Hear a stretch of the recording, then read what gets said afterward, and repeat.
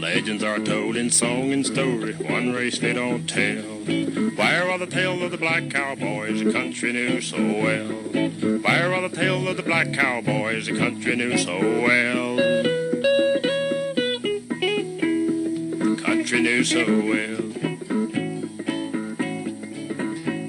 Now song and book, both fiction and fact, were written of early days. Most forget some cowboys are black and the truth goes astray. Legend and truth in song and story has left a great big gap. To fill the holes, just use cowboys whose skins are colored black. Where are the tale of the black cowboys the country knew so well? Where are the tale of the black cowboys the country knew so well?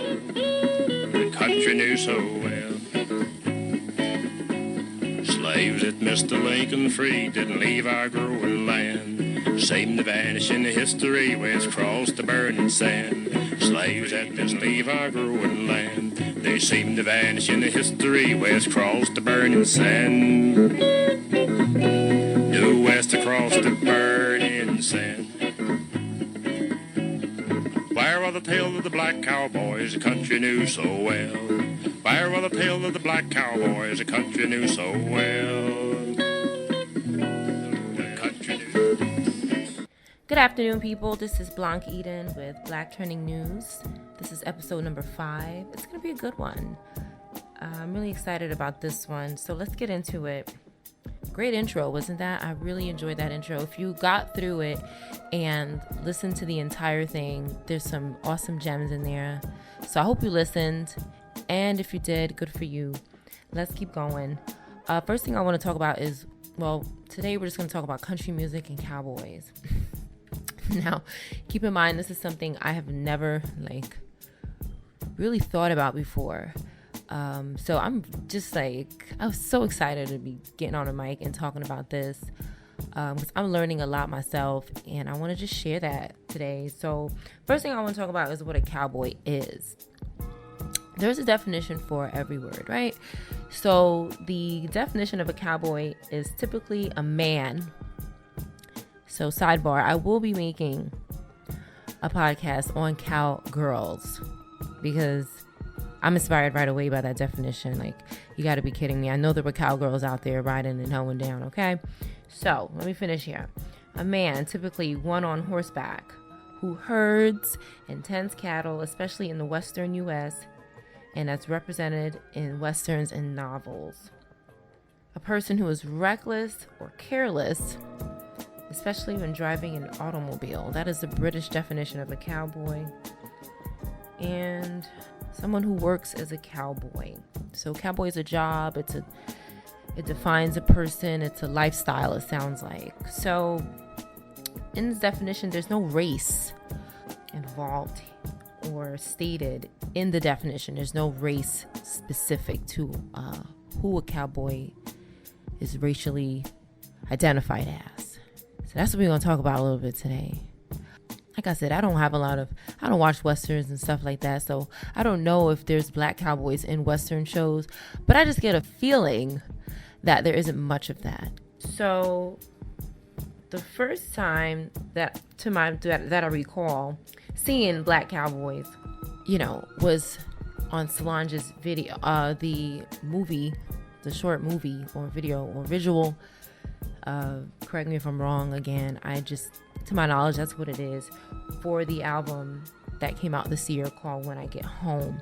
And that was the first time that I saw, black cowboys. And I was like, this is awesome.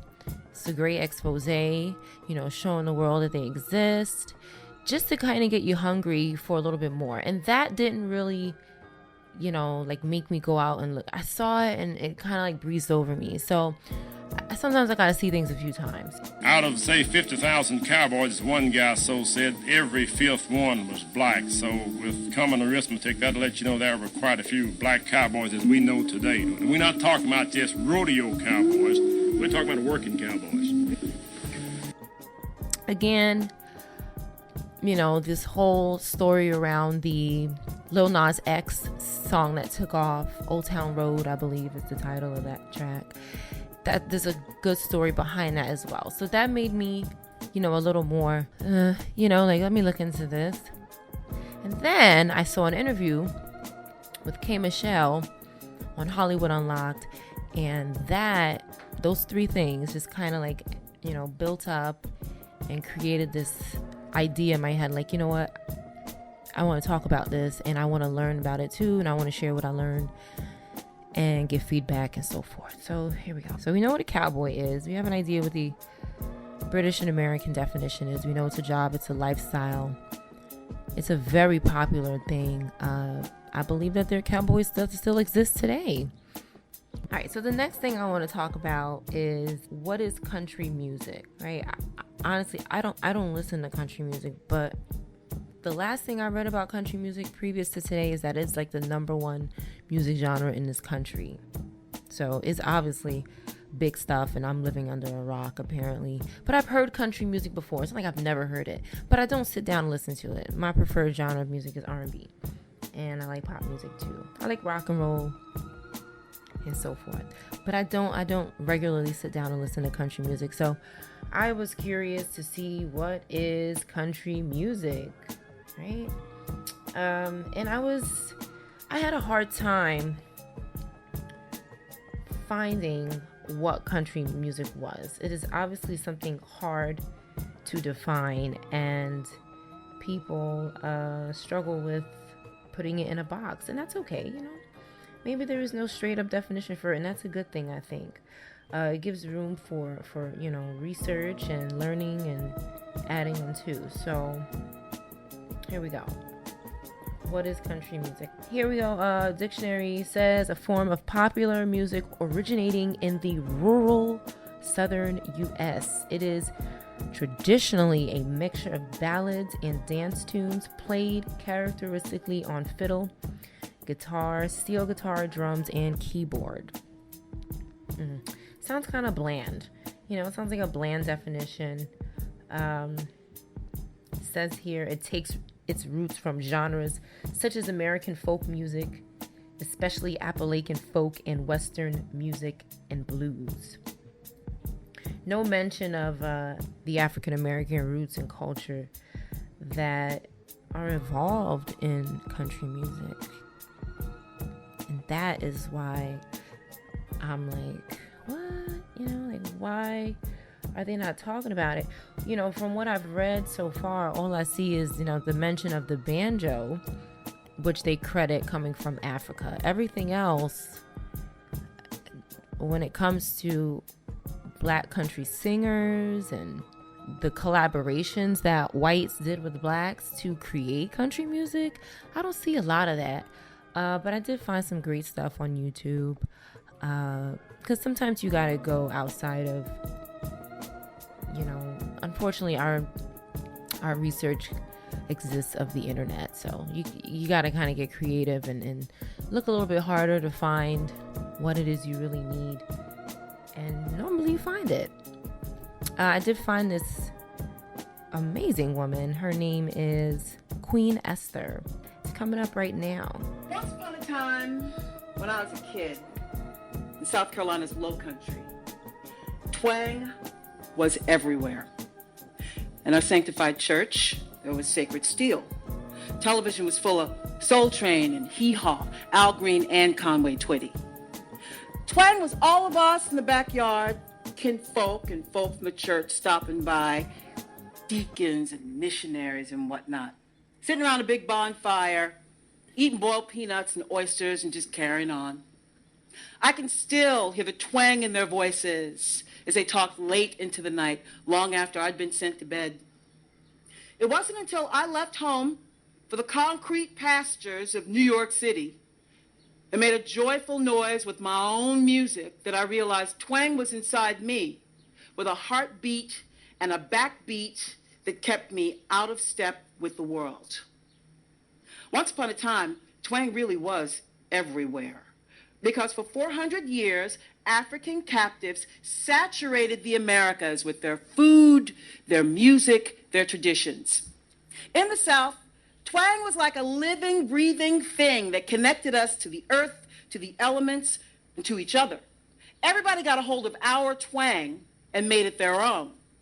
Now, when the African captives wanted to unwind after a long day of slavery, there was the banjo. Hit it.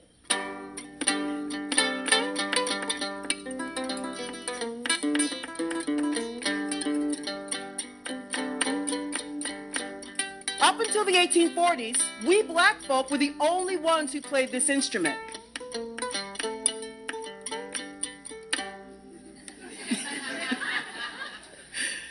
And then the cultural phenomenon, Uncle Tom's Cabin, exploded onto the theater as Tom shows, further popularizing minstrel shows. That is, white folks in blackface recreating plantation life to ridicule us, and us in blackface ridiculing them, ridiculing us. By the mid-1840s, no minstrel show was complete without a banjo. Give me some.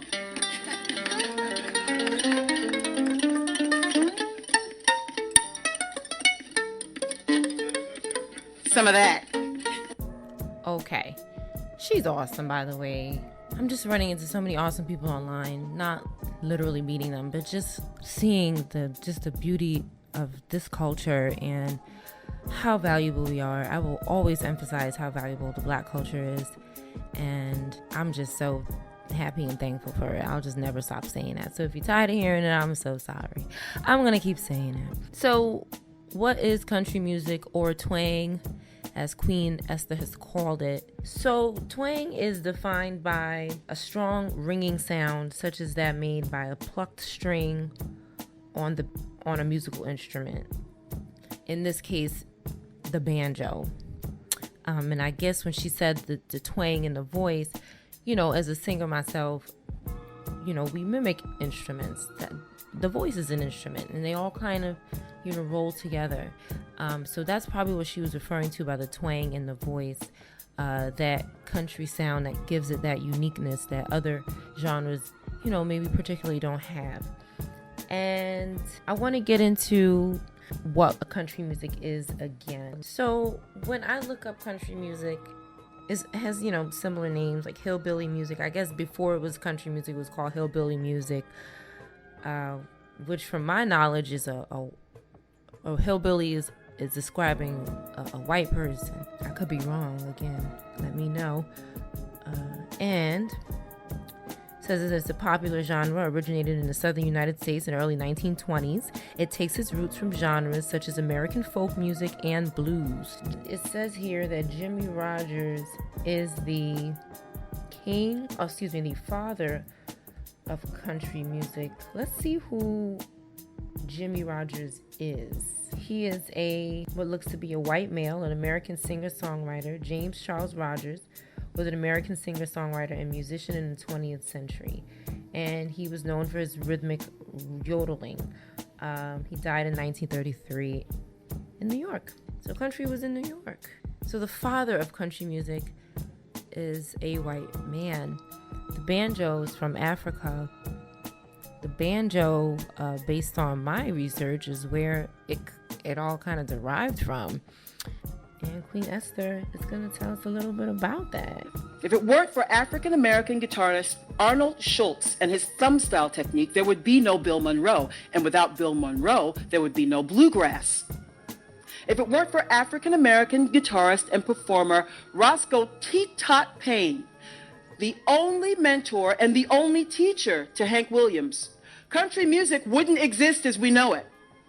Leslie Riddle wrote songs, transcribed old Negro spirituals, and gave all his guitar know-how to the legendary Carter family, transforming, shaping country music in the process. If you remove Southern white pastoral yearnings from country music, then twang becomes the soul of an African captive that knows he or she will stand in the heat of a blazing sun and never see the light of day again. Okay, thank you, Queen Esther. Whew. She's powerful, isn't she? So she dropped a lot of names, people I didn't know who they were. I don't know who these people are, but Hank Williams is the father of country music. And as you heard her mention, there were blacks who, okay, so Arnold Schultz is the guitar player, banjo player that she's referring to that created the thumb style technique, which then led to, again, it's all collaboration. My point is not to say that white people stole country music, because I don't think that white people stole country music. I think that there needs to be more light shed on the African roots that country music derived from, that country music has a lot to do with. That's what I'm saying. I don't think there's enough of it. Like, there's just not enough love. And I mean, especially with the recent interviews that I've been hearing and, news stories that are being aired, it's just like black people are being shunned when they try to put their foot in the door, even if they're as talented as K. Michelle, which is extremely talented. Like, if you don't know how talented that woman is, you need to go look it up.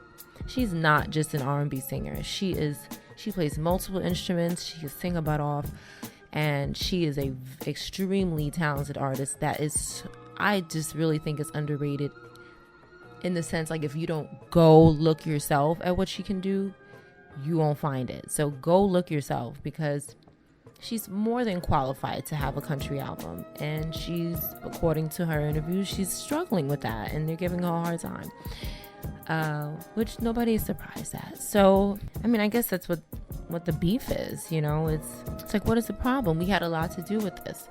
Why can't we get our foot in the door? Why can't we bring other genres into country music sometimes? Like, why is this such a closed shut door? Why is it so hard to get any air in there? So fresh air in there, especially when the banjo is from Africa, and that is the major sound in country music. I mean, everybody can hear that. Now there's other instruments that are in country music. It's not just the banjo, but it is a major beginning foundation of country music. And I think that's why people are just like, country music has been whitewashed, and it's not just the African culture that's not getting credit. It's probably the Indian culture that's not getting, Native American culture that's not getting credit. It's probably Mexican culture that's not getting credit. God knows how many other cultures and races are not getting credit.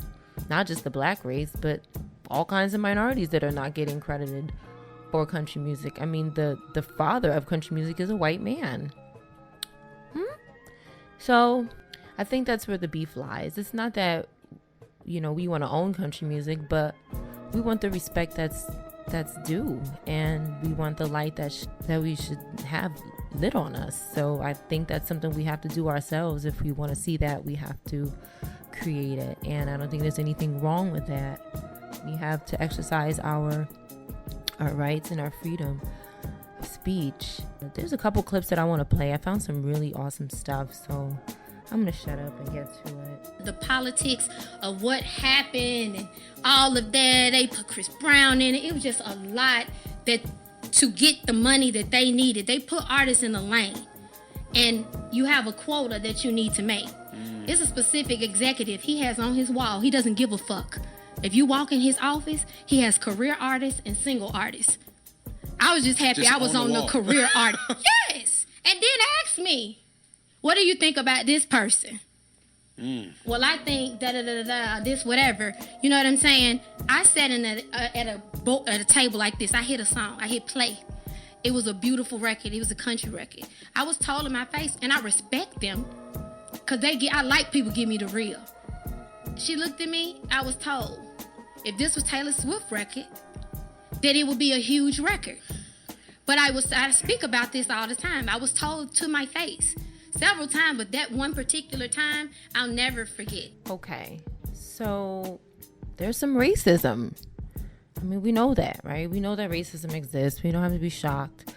But it is reassuring to hear the stories being shared, because we have to keep sharing the stories. We have to keep sharing the fact that racism is still alive, and then we have to find ways to overcome it and expose it. And not only expose it, but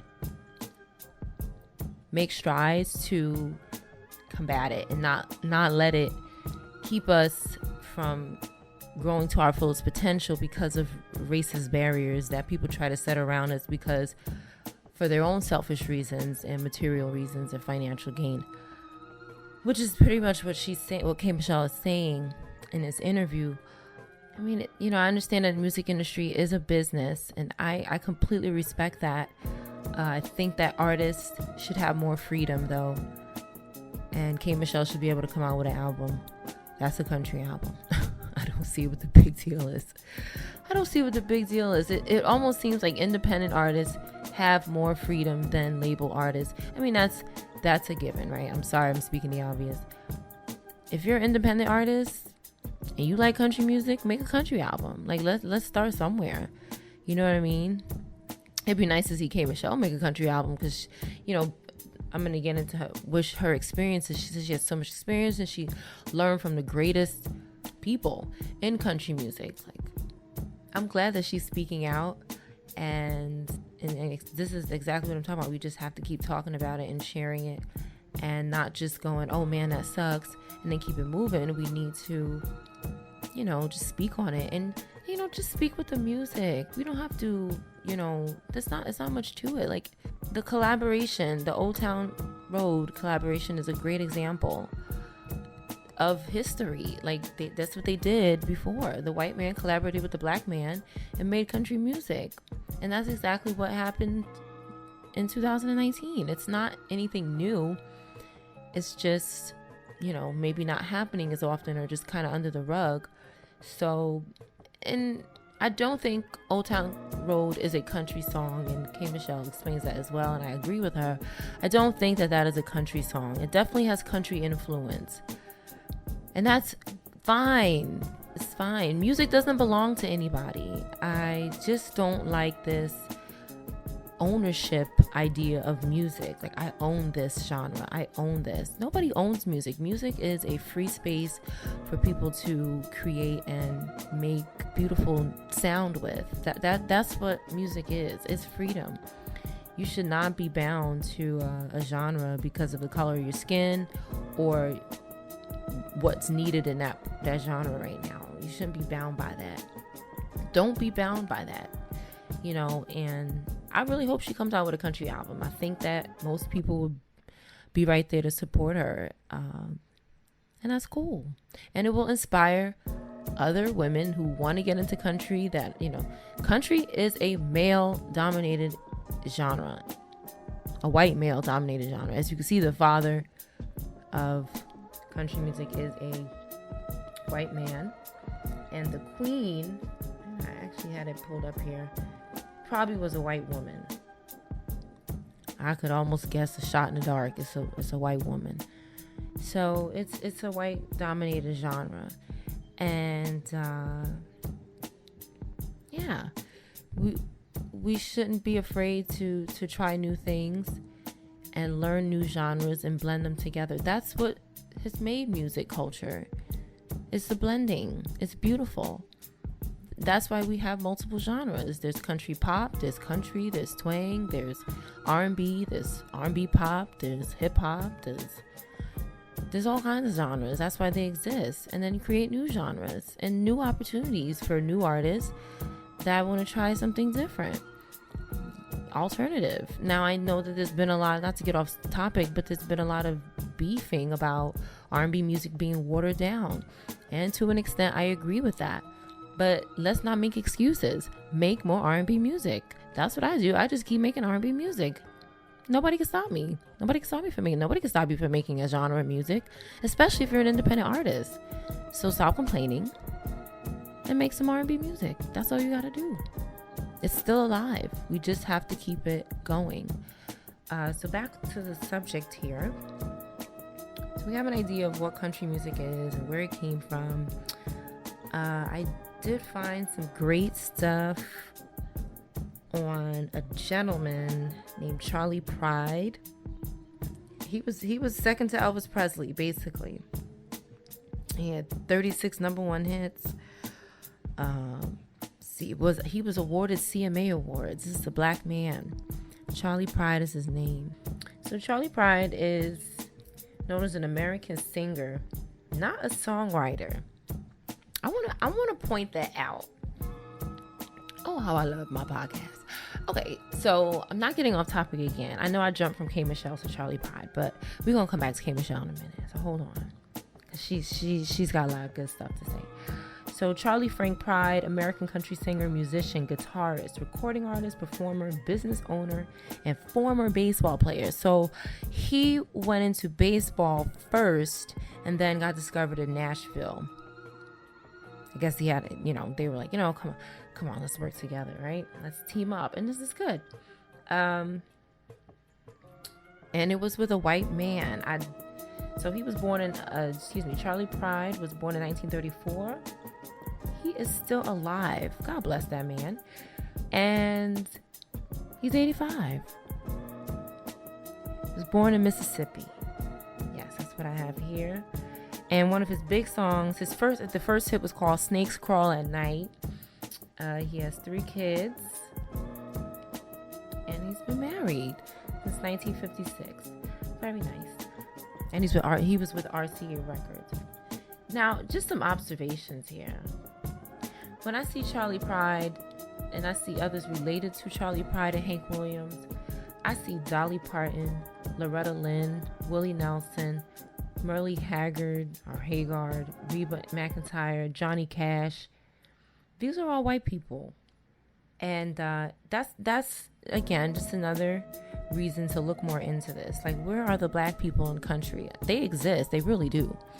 And I'm going to talk about them too. I have a lot to talk about this. Hopefully what's going to be an hour. I'm trying to talk faster. I talk very slow. Okay.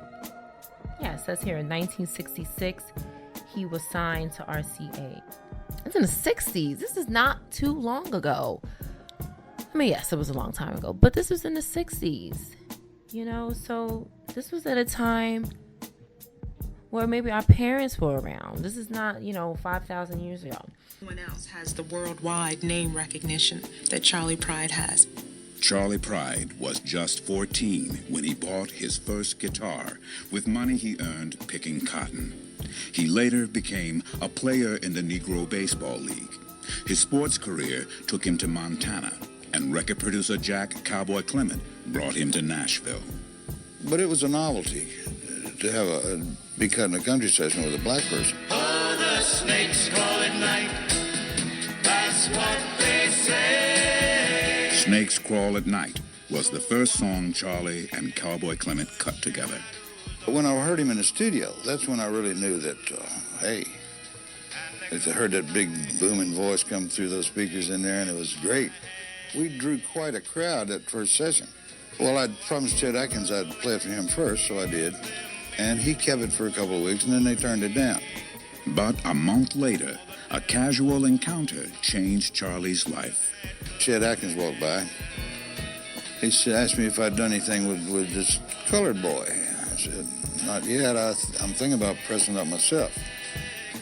He said, well, I've been thinking about that. We might be passing up another Elvis Presley. As Pride churned out hit after hit, 36 number ones, a career filled with Grammy Awards, gold and platinum records, only second to Elvis Presley in record sales for RCA. Any place is all right as long as I can forget I've ever known her. In the early days of touring, neither Pride nor the audience knew what to expect. And now, from RCA, Charley Pride. And I come out of those shadows up in the lights, and it's like turning down a volume. You could drop a pin. So what we had come up with, we said, now, ladies and gentlemen, I realize it's a little unique, me coming out here on a country music show wearing this permanent tan. So I went into my show. This Mississippi native brought his first guitar at age 14, but he took a swing at a sports career before trying music. In 2000, the Country Music Hall of Fame announced the induction of its newest member, Charley Pride. He's the only African American to have that distinction. Thank you.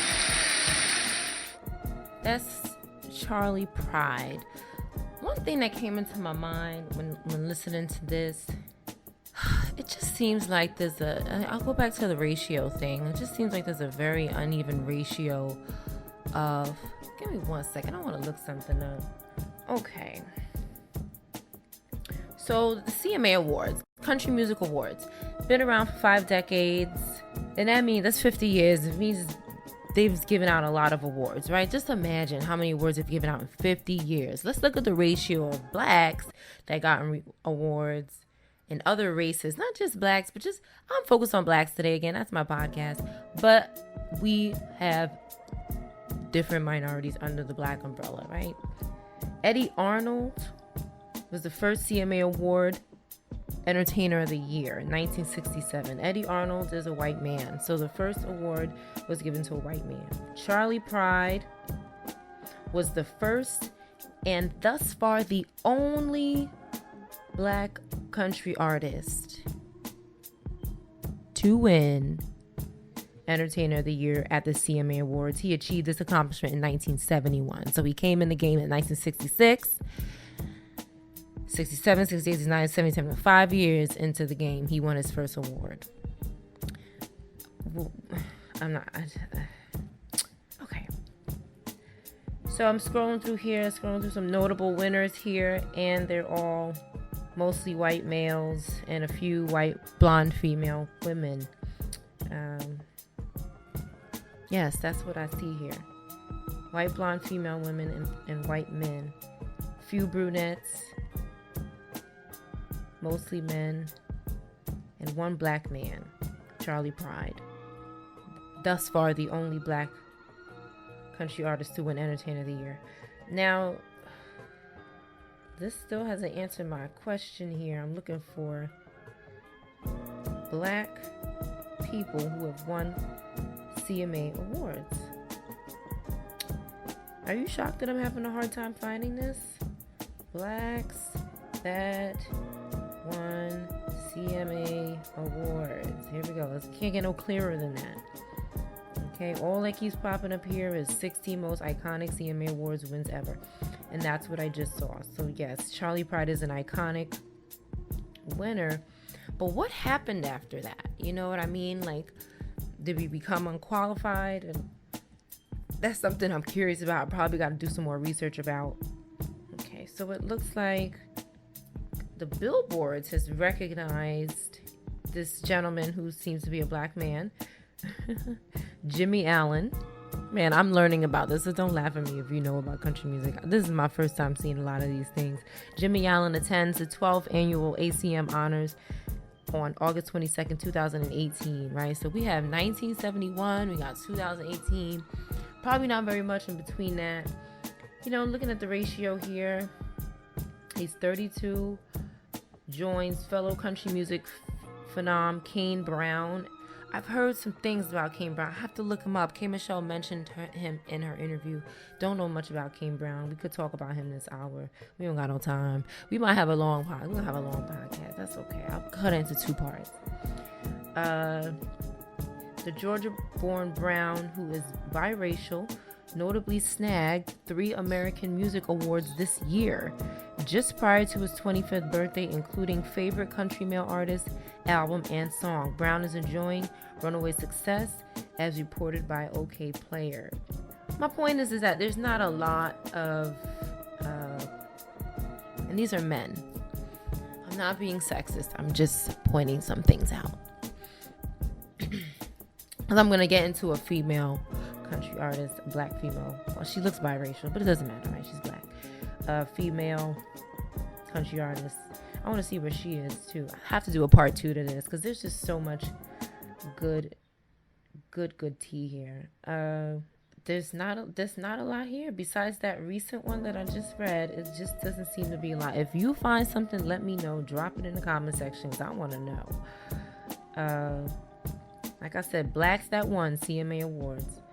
You know how you get the people also ask questions? There ain't nothing here about black people or nothing. Who won the most CMA awards? That's the question I see. It is nothing here. Country music recognizes its roots as 2 black artists hit #1. That's what it says. So there's acknowledgement. In 2018, it seems here that country music is recognizing its roots. That's nice. All right. Let me try one more thing here because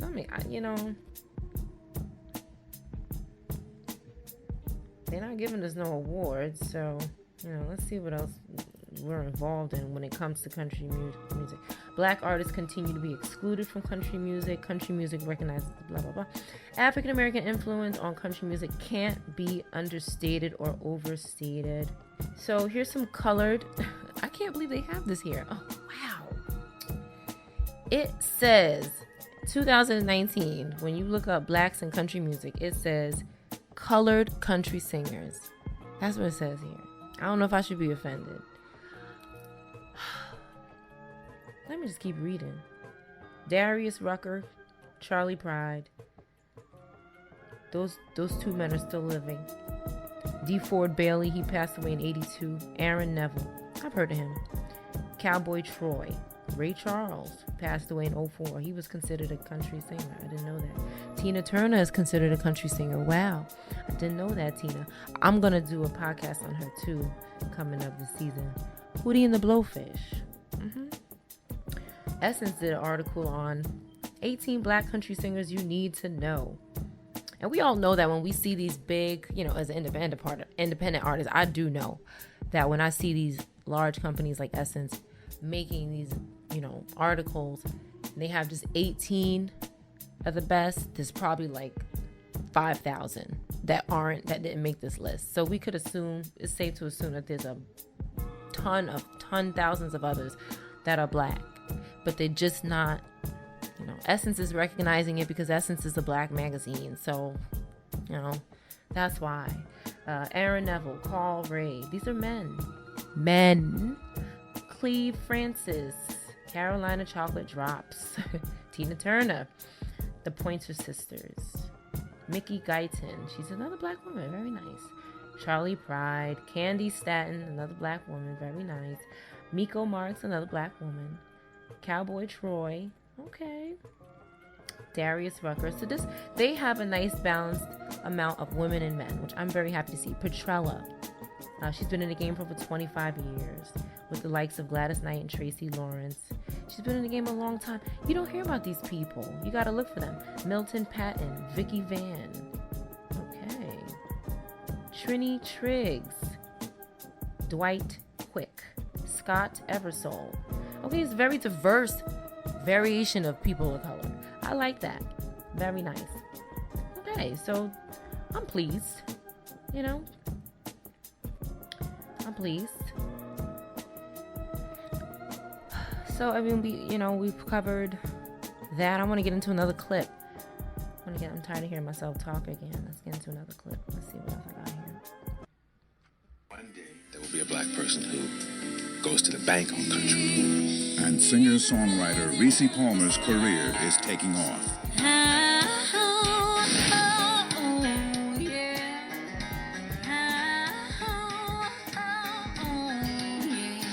You're a country girl. Country music has a new star. Her video was nominated as the most streamed for a new artist on CMT. Carrie and Jessica, make room for Reese. I co-wrote 9 of the 12 songs on this album, so it's a really personal album for me. She's Nashville's newest neophyte. All the people that I look up to stood in that circle. The thing that I love about country music is how it is relatable to every person. Poised for a hair-raising catapult to the top of country music. And everybody can, I think, identify with the morality and the spirituality of country music. Seriously, she's a sister rocking the country world. An African-American with a hit country song. Some of my earliest memories of music around the house was mainly my mother. She loved country music. When was your big break? Oh, gosh. Well, there were several almost breaks. Often compared to that now legendary tale of Mariah Carey's meteoric rise. It was really like that, minus the fireworks. The video totally brought the concept home, I think, like with all the women in the video are holding up signs from different places and stuff. And it's funny, I get so many emails and so many comments from people just saying, like, you wrote that song about me, that's about me. And she's being called a rare talent in country. She knows the South, where her video is blowing up the internet watch list. So thank you. Okay. Miss Reese Palmer. Let's think about who Reese Palmer is. I'm interested to see, where is Reese Palmer right now? Because that's an old video. If you couldn't tell by the clip, That looks like it's like 25,000 years old. So let's see what Reese Palmer is doing. Did she succeed? I haven't heard about her in the mainstream. You know how narrow the mainstream is. So let's see. Once we look for her, what do we find? Okay, she has some videos out. She's doing some shows in UNC Asheville. I don't know what that is.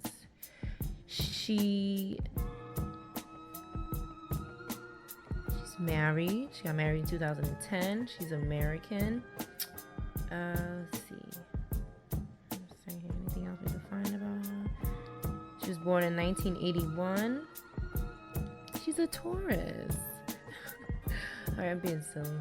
Her first single was Country Girl, which made her the first African American woman to chart a country song since Donna Mason in 1987.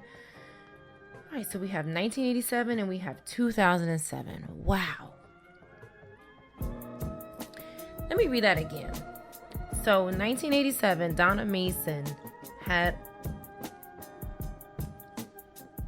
it's not even a number one charting song. Donna Mason had a charting song. We don't know what number it was on the chart. There's a lot of songs on the chart. 1987, charting song, and then in 2007, so all that, what's that, 20 years? Right, just to give you an idea of what's going on here. Which made her the first African American woman to chart a country song since 1987 in 2007. Okay, let that rest on your tongue a little bit. Again, when we search for Reese Palmer, we find Mickey Guyton, and then we have other white people.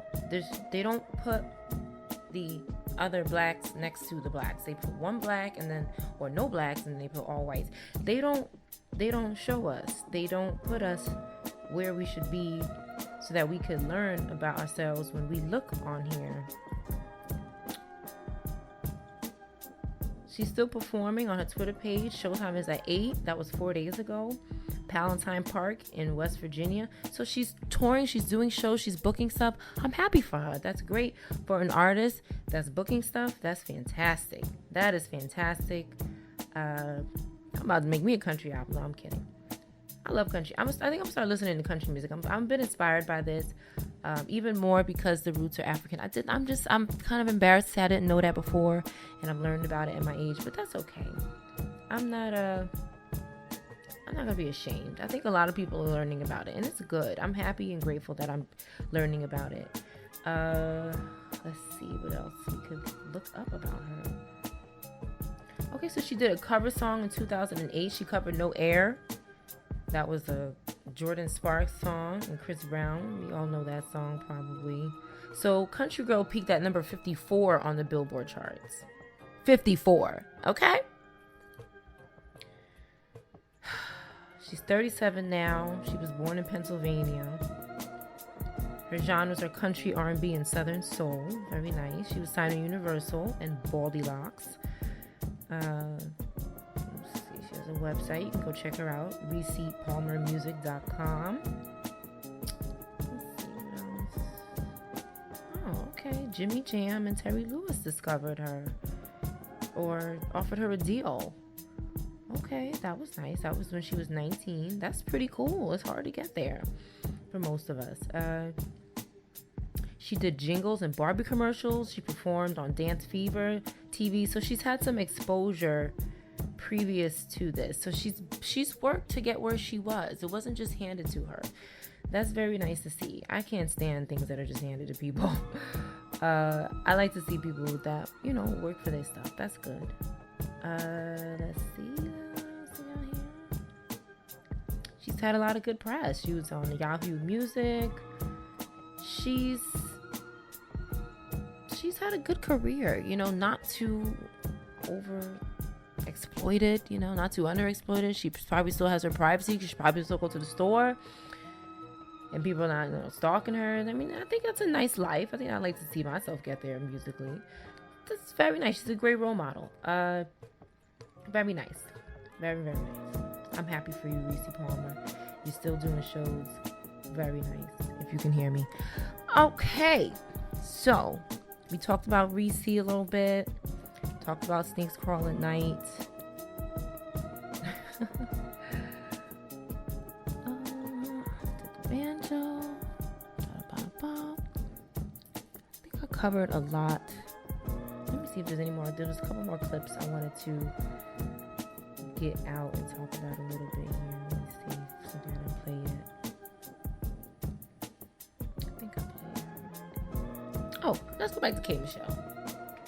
So I hopped up there. He said no, soon as the last person, because I never disrespect another artist's show while they in the middle singing, no shit like that. So as soon as that girl got off that stage, I said, yeah, I'm going. We finna get up there. So I went up there and I said, hello, Nashville. So I was saying, you know, I listened to the City Girls. I listened to that, I curse your ass out. But guess what? I sang a country song down. I can yodel, I can sing, I can play the guitar, and I will sing any white motherfucker under down, because that's our music. Yeah. We started this country music, black people. That's our music. For there never to have been one black woman to chart in country music is ridiculous. But that's what I would think the label would try to capitalize on. No. That. Why would they listen to a single and say, "Oh, if somebody else sung it, this could be a big You think song"? think about money. You're not thinking about business. If you're thinking about business, I've invested in K. Michelle. This is my next Mary J. Blige. I've claimed this. Women relate to her. Yeah. And I get this. This is K. Michelle, the product. Yes, the product. We are putting a ton of money behind this product. And this product wants to switch over to some other shit and go away from the money of that her quota is making us in R&B. We got our R&B girl. But my labels are very formulated. It's only money. They always have been. 50% was racist. The other 50%, they just are in their music. Country music is a distinct sound. The Little Nas record, I want him to make, he's a black person, and it should make it, but that's not a country record. That's not, if you're going on what a country music is from sounds, way back, and how it is for them, that's not a country record. But he got attacked too by Dave East, who was attacking him for saying that ain't hip hop, and then he that's went back, a pop record. And then he went back and forth saying, "Nigga, I got a #1 song. It don't matter what it is." That's a pop record. It's a pop record. Country, because you do a twang or maybe say things like a tractor and a horse. Yeah. That you haven't studied. You didn't study that genre of music. That's what we think they sing about. But I'm telling y'all in here who listen to everything, Melissa, what you going through? Baby, I'm going to send you a text. If you listen to certain country music, because we don't get R&B music no more, it's going to heal it will take you up out of here. Okay, Miss K. Michelle. So, love her, by the way. Sidebar. I wish people stop comparing anybody to Mary J. Blige. Nobody can be compared to her. Nobody.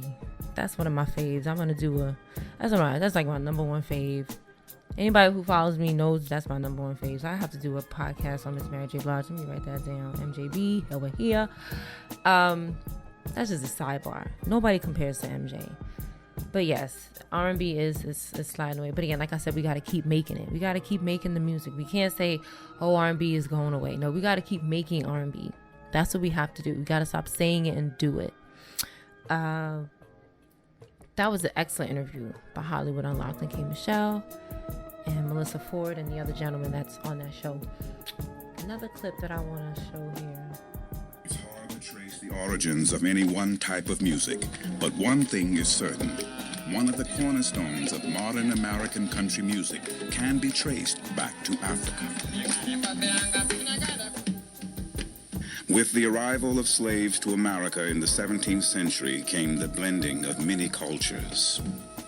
We had various European cultures coming together with various African cultures, and the people from each of those groups bringing their own musical backgrounds. There's a very thin line between the music of the slave and the music of the slave master. I've actually gone back and listened to old African chants that are actually note for note songs in America 200 years ago.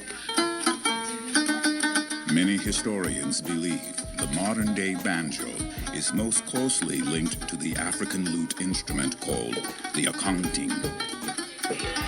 It wasn't until the Gibson Company comes along and does the 5-string and the 5th string and the 3-finger Scruggs roll that we get it like it is today.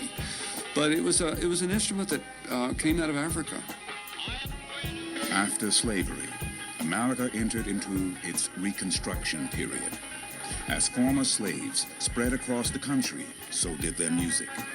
By the time slaves were freed, and then even later in the 1920s ex-slaves began to move north in mass numbers. The division of hillbilly versus race was predicated simply and almost exclusively on a kind of racial hierarchy, that this belongs over here to the black folk, this belongs to the white folk.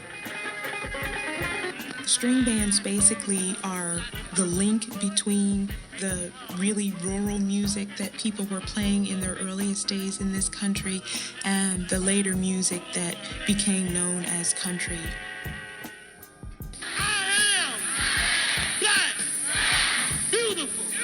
The civil rights movement, particularly the civil rights movement in the 60s, is a big dividing line between the African American influence on country or involvement or even taste in country. I hope you guys enjoyed this podcast today. It's been about an hour. All right. I hope you guys enjoyed this podcast today. It's been about an hour. And I'm going to wrap it up. I might do a part 2. Let me know if you want to see a part 2. If not, I'm going to move on to my other subjects that I want to talk about. And including cowgirls. I'm gonna do a session on cowgirls because I think it's important. Just one other thing that K. Michelle has said. She has said that the white women in Nashville are starting to come together because it's getting rough for them too. So it's not just black people or any. It's not any. I don't think the country genre is. Yes, blacks may be feeling it. It may feel like it's more on us because we're black. But I think that is a countrywide thing. Meaning like there's different sexes that are experiencing sexism and, I don't think it's just black people experiencing it. So I will say that. But we are a part of it. But we are a part of it. And it's important that we do speak up about it and share education and, interviews and things like that. Until next time, thank you and have a great day. Bye-bye.